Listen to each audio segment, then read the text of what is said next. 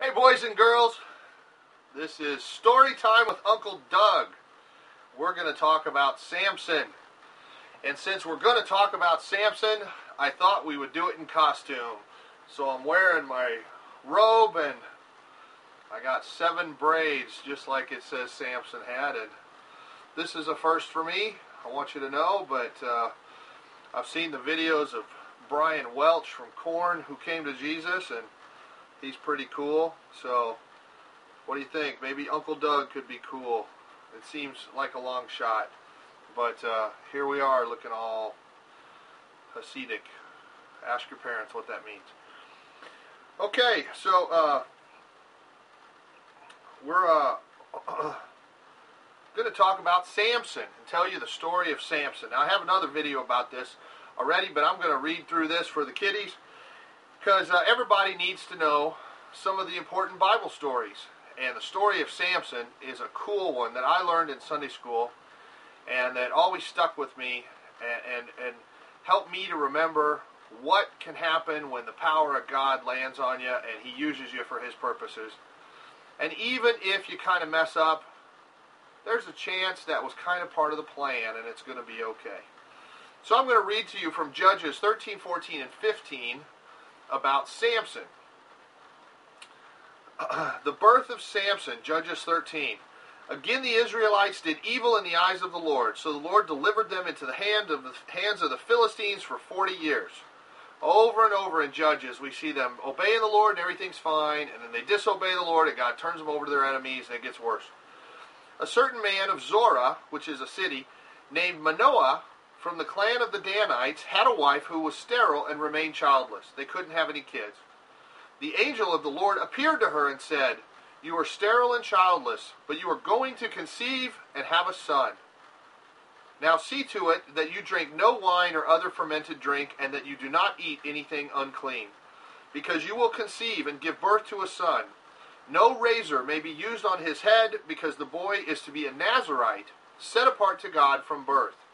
And he will begin the deliverance of Israel from the hands of the Philistines." Now a Nazirite is somebody that normally would take a vow and set themselves apart for the service of the Lord for a specific period of time. But this kid was going to be born a Nazirite from birth, same as John the Baptist. And some say Jesus. Then the woman went to her husband and told him, "A man of God came to me. He looked like an angel of God, very awesome. I didn't ask him where he came from, and he didn't tell me his name. But he said to me, 'You will conceive and give birth to a son. Now then, drink no wine or other fermented drink, and do not eat anything unclean, because the boy will be a Nazirite of God from birth until the day of his death.' Then Manoah prayed to the Lord, 'O Lord, I beg you, let the man of God you sent to us come again to teach us how to bring up the boy who is to be born.'" Now right away, you need to see that Samson's dad had a lot of faith, because he didn't say, "Oh, come on, woman, you're making stuff up." He didn't doubt like Elizabeth, the mother of John the Baptist.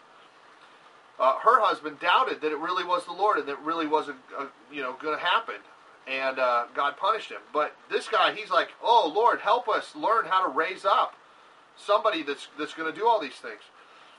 God heard Manoah, and the angel of God came again to the woman while she was out in the field, but her husband Manoah was not with her. The woman hurried to tell her husband, "He's here, the man who appeared to me the other day." Manoah got up and followed his wife. When he came to the man, he said, "Are you the one who talked to my wife?" "I am," he said. Now right away, that ought to be a tip-off when the guy says, "I am," that he's from God. So Manoah asked him, "When your words are fulfilled," again, complete faith that it's going to happen, "what is to be the rule for the boy's life and work?" The angel of the Lord answered, "Your wife must do all I have told her. She must not eat anything that comes from the grapevine, nor drink any wine or other fermented drink, nor eat anything unclean. She must do everything I have commanded her." So see, Manoah wants some instructions about how to be a dad to a kid like this. How do I raise him up? What do I teach him? And the angel says, "Don't worry about that. God's going to take care of that. You just do what I told you to do." Manoah said to the angel of the Lord, "We would like you to stay until we prepare a young goat for you." They want to fix him dinner. The angel of the Lord replied, "Even though you detain me, I will not eat any of your food. But if you prepare a burnt offering, offer it to the Lord." Manoah did not realize that it was the angel of the Lord. Then Manoah inquired of the angel of the Lord, "What is your name, so that we may honor you when your word comes true?" He replied, "Why do you ask my name? It is beyond understanding." Then Manoah took a young goat together with the grain offering and sacrificed it on a rock to the Lord. And the Lord did an amazing thing while Manoah and his wife watched. As the flame blazed up from the altar toward heaven, the angel of the Lord ascended in the flame. Seeing this, Manoah and his wife fell with their faces to the ground. When the angel of the Lord did not show himself again to Manoah and his wife, Manoah realized that it was the angel of the Lord. "We are doomed to die," he said to his wife. "We have seen God." But his wife, who was much calmer, answered him and said, "If the Lord had meant to kill us, he would not have accepted a burnt offering and grain offering from our hands, nor shown us all these things, or now told us this." The woman gave birth to a boy and named him Samson. He grew, and the Lord blessed him, and the Spirit of the Lord began to stir him while he was in Mahane Dan, between Zorah and Eshtaol. That's where they were living. Judges chapter 14. Samson went down to Timnah and saw there a young Philistine woman. When he returned, he said to his father and mother, "I have seen a Philistine woman in Timnah. Now get her for me as my wife." Okay, now you got to understand, the Philistines are ruling over the Jews. And the Jews hate the Philistines. And the Philistines are idol-worshiping, God-hating bad guys. And God says you're not supposed to marry outside of Israel.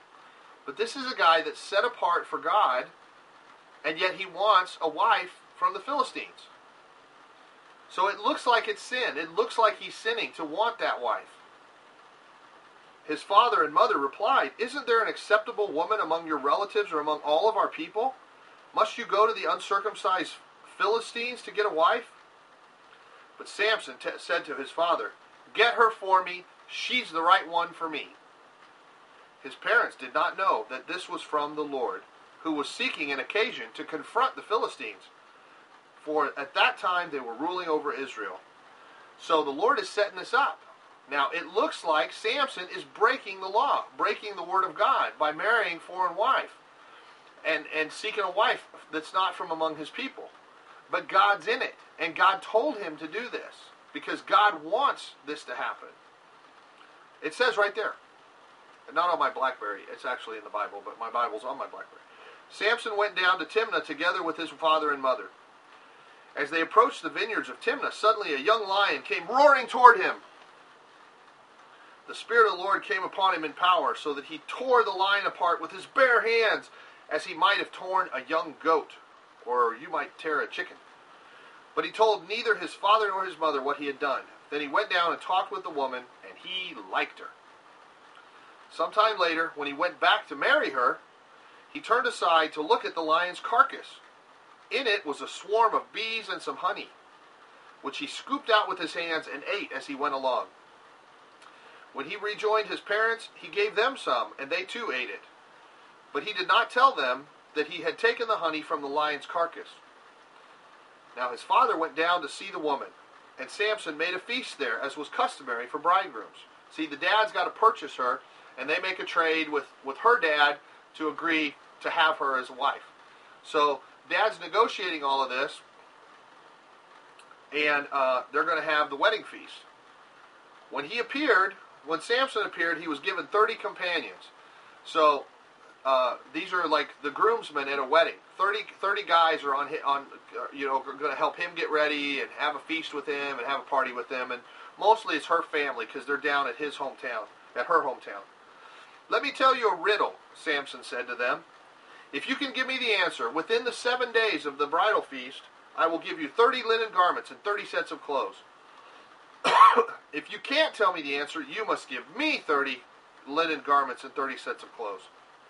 "Tell us the riddle," they said. "Let's hear it." He replied, "Out of the eater, something to eat. Out of the strong, something sweet."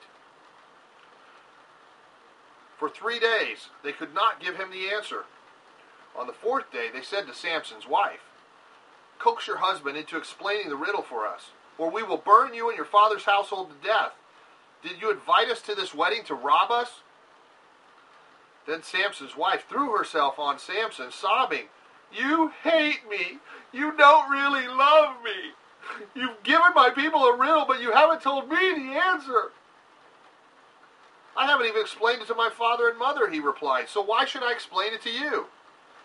She cried the whole 7 days of the feast. So on the 7th day he finally told her, because she continued to press him.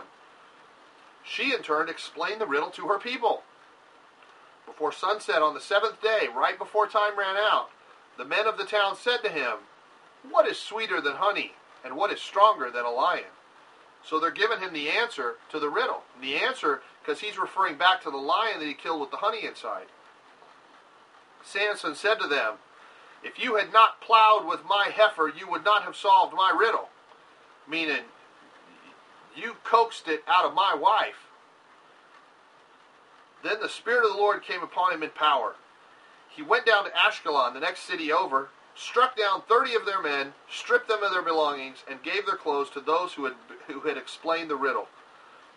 So he kept his part of the deal. He went and beat up 30 other Philistines and took their clothes and linen garments and gave it to the 30 guys from the wedding. Burning with anger, he went up to his father's house. And Samson's wife was given to the friend who had attended him at his wedding. So the dad thinks Samson's given up and doesn't want her and is taken off. So the best man gets her. Chapter 15. Later on, at the time of the wheat harvest, Samson took a young goat and went to visit his wife. See, they're married because they were betrothed, and they're still husband and wife, even though after the wedding feast he took off. They're still husband and wife. And he still considers her his wife. The dad thinks he gave up and he doesn't want her, so he gave her to somebody else. He said, "I'm going to my wife's room," but her father would not let him go in. "I was so sure you thoroughly hated her," he said, "that I gave her to your friend. Isn't her younger sister more attractive? Take her instead." Samson said to them, "This time I have a right to get even with the Philistines. I will really harm them now," because he feels like they stole his wife. It was a done deal. They were betrothed. And all of a sudden, what happened? So he went out and he caught 300 foxes and tied their tails together in pairs and fastened a torch in every pair of tails. Then he lit the torches and let the foxes loose in the standing grain fields of the Philistines. He burned up the shocks and the standing grain together with the vineyards and the olive groves. So a whole bunch of their farmland gets burned down. Now, this isn't a nice thing to do. I don't recommend that you go get foxes and try this out. Only with parental supervision. Okay? And really, only if God tells you. But you can imagine two foxes pulling against each other with a torch, a flame in the middle. They're going to run all over and cause all kinds of trouble. When the Philistines asked, "Who did this? Who burned up our fields?" they were told, "Samson, the Timnite's son-in-law," because his wife was given to his friend. See, they even consider that his wife, and they even see that he was done wrong. So the Philistines went up and burned her and her father to death, because they're mad about the fields, and they're taking Samson's side, and they're punishing the father and the daughter for doing what they did to Samson. But Samson said to them, "Since you have acted like this, I won't stop until I get my revenge on you." He attacked them viciously and slaughtered many of them. It's kind of like, you know what, I have a right to be mad at her, but you guys shouldn't have done that. And they killed his wife. Even though he was, cranky and having a sort of a temper tantrum, he was really mad now. He attacked them viciously and killed many of them. Then he went down and stayed in a cave in the rock of Etam. The Philistines went up and camped in Judah, spreading out near Lehi. The men of Judah said, "Why have you come to fight us?" "We have come to take Samson prisoner," they said, "to do to him as he did to us." Then 3,000 men from Judah, these are the Jews, went down to the cave in the rock of Etam and said to Samson, "Don't you realize that the Philistines are ruling over us? What have you done to us? Look, they're in charge. Why are you going to make them mad? They just want to come and take it out on all of us now because of what you did." Samson answered, "I merely did to them what they did to me." They said to him, "We've come to tie you up and hand you over to the Philistines." Because they're going to take it out on all of Judah and all of the Jews if they don't get Samson. Samson said, "Swear to me that you won't kill me yourselves." "Agreed," they answered. "We will only tie you up and hand you over to them. We will not kill you." So they bound him with 2 new ropes and led him up from the rock, out of the cave where he was staying. As he approached Lehi, the Philistines came toward him shouting, and the Spirit of the Lord came upon Samson in power. The ropes on his arms became like charred flax. That's like the wick in a candle after it's been burned. And the bindings dropped from his hands. Finding a fresh jawbone of a donkey, he grabbed it and struck down 1,000 men. Then Samson said, "With a donkey's jawbone I have made donkeys of them. With a donkey's jawbone I have killed 1,000 men." When he finished speaking, he threw away the jawbone, and the place was called Ramath Lehi, meaning Jawbone Hill. Because he was very thirsty, he cried out to the Lord, You have given your servant this great victory. Must I now die of thirst and fall into the hands of the uncircumcised?" Then God opened up a hollow place in Lehi, in the hill. All of a sudden there was a little hollow place and water came out. And water came out of it. When Samson drank, his strength returned and he revived. So the spring was called En-Hakkore, meaning caller's spring, that he called out for it and it came. And it is there still in Lehi. Samson led Israel. He was one of the judges for 20 years in the days of the Philistines. So the Philistines pretty much left him alone, and he pretty much took care of Israel. Chapter 16. One day Samson went to Gaza, where he saw a prostitute. He went in to spend the night with her. The people of Gaza were told, "Samson's here, Samson's here." So they surrounded the place and lay in wait for him all night at the city gate. This is a walled city, sealed up at night. They made no move during the night, saying, "At dawn we'll kill him." See, they're locking him into the city, and they're going to wait by the city wall until he comes out and get him.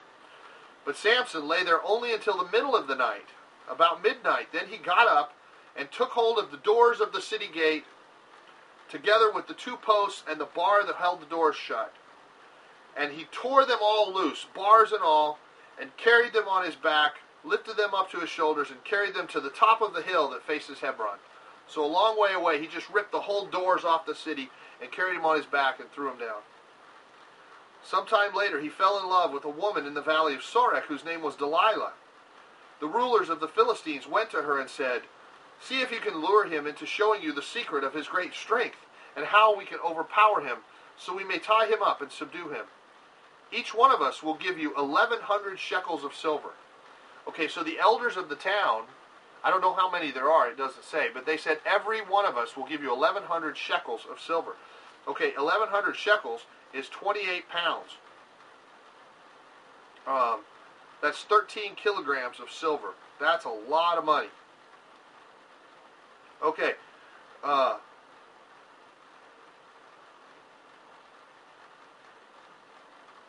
So Delilah said to Samson, "Tell me the secret of your great strength and how you can be tied up and subdued." Okay, isn't that fishy? Don't you just think that's fishy right off? Samson answered her, "If anyone ties me with 7 fresh thongs of leather that have not been dried, I'll become as weak as any other man."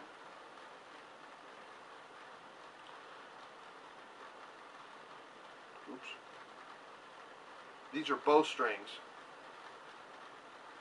What he's talking about.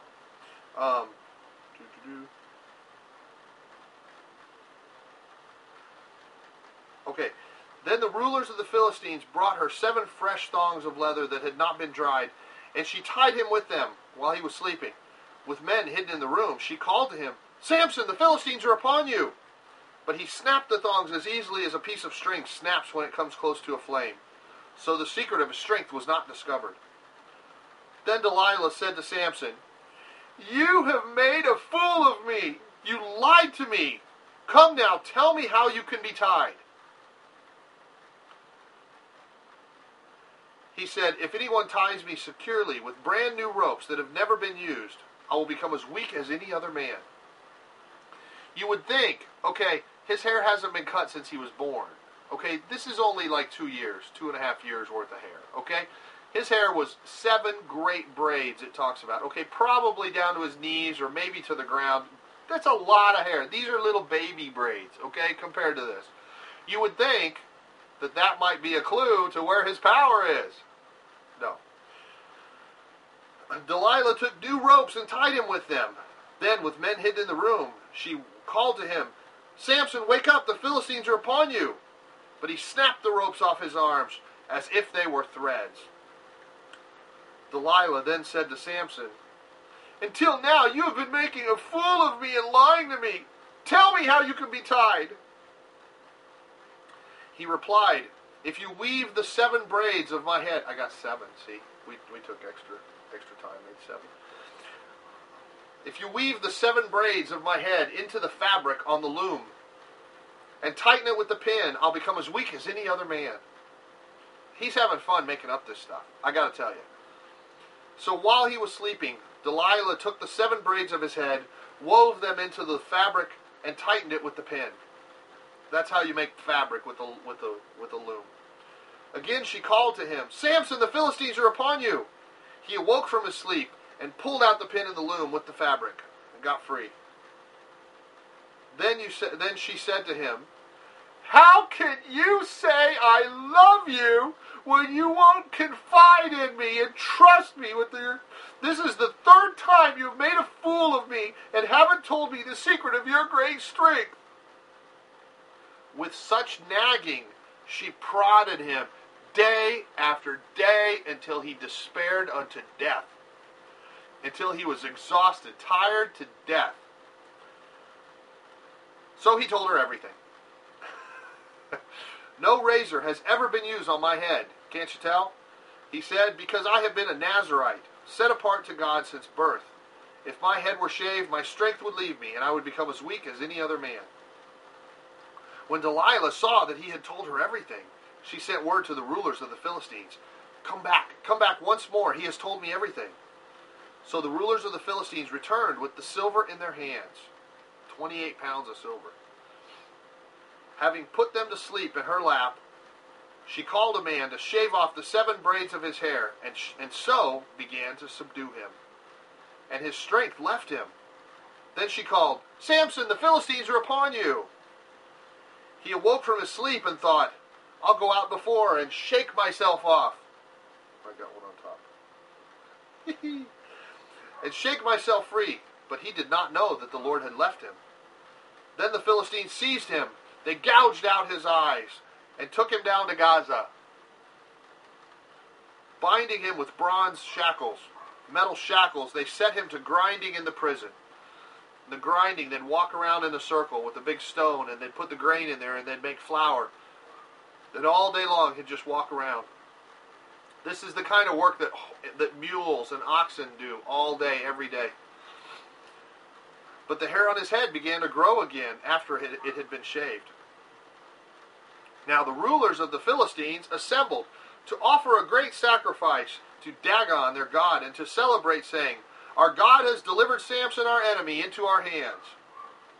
When the people saw him, they praised their God, saying, "Our God has delivered our enemy into our hands, the one who laid waste our land and multiplied our dead." While they were in high spirits, having a big party, they shouted, "Bring out Samson to entertain us." So they called Samson out of the prison, and he performed for them. I'm not sure what he did. Maybe it was a little tap dance or a soft shoe. Maybe he sang some show tunes. I'm not sure exactly what he did, but it says he performed for them. But he was blind, so, anyway. When they stood him among the pillars, now this big temple where they're meeting, big high roof, pillars holding the whole roof up. Samson said to the servant who held his hand, "Put me where I can feel the pillars that support the temple so that I may lean against them." So this little kid, probably, or a servant, is kind of leading him around because he's blind, and they're all making fun of him and spitting on him and mocking him and everything. And he says, "Lead me to the pillars that hold up the roof right in the middle of the building." Now the temple was crowded with men and women. All the rulers of the Philistines were there, and on the roof were about 3,000 men and women watching Samson perform. So just on the roof, there's 3,000 people, and lots of people down below.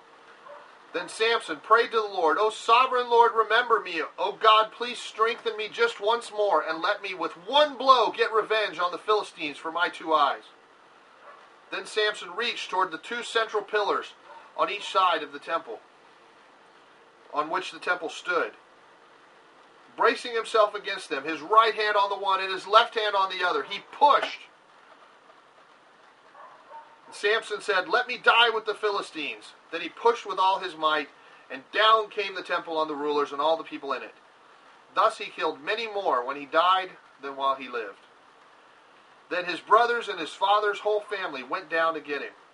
They brought him back and buried him between Zorah and Eshtaol in the tomb of Manoah his father. He had led Israel for 20 years. That's the story of Samson. He wasn't a perfect guy, but God used him. And over in his life, even when he was doing something that other people kind of thought might be a little not kosher, not quite right, it was God's plan to use him to do that for his purposes. And you can't really see the full story of Samson and how it all plays out until the end. But see, God knows the end from the beginning. It says that he sees the end, and he knows the steps that he has ordered for us, the plans that he has for us.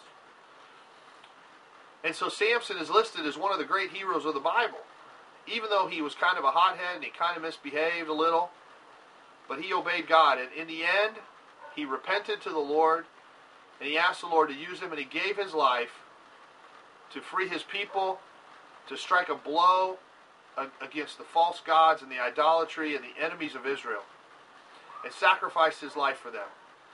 In a lot of ways, it's kind of a shadow of what Jesus did for us. Jesus being mocked and spit on and everything on the cross, put his hands and pushed. And the roof of the kingdom of Satan fell in. And the temple that Satan had built to worship himself and his idols fell down. And many, many died. And the victory was won, even though he sacrificed himself. And then his dad came and got him out of the wreckage. The difference is that Jesus was resurrected, came back to life. He's real and he's alive. And he's available for you to love, for you to get to know, for you to hear from, for you to walk alongside. I'm not sure Satan was hearing God very well. I'm not sure he was obeying very well, but God still got him in the right place at the right time to do the right thing.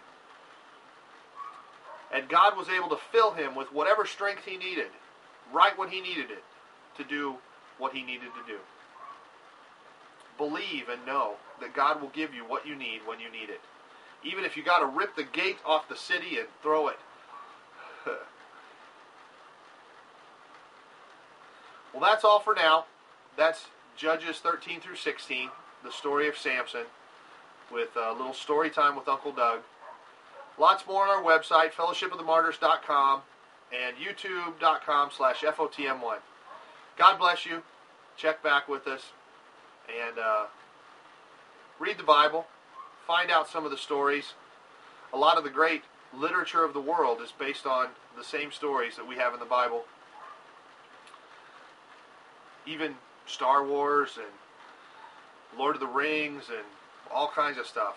When you get right down to it, it's right out of the Bible.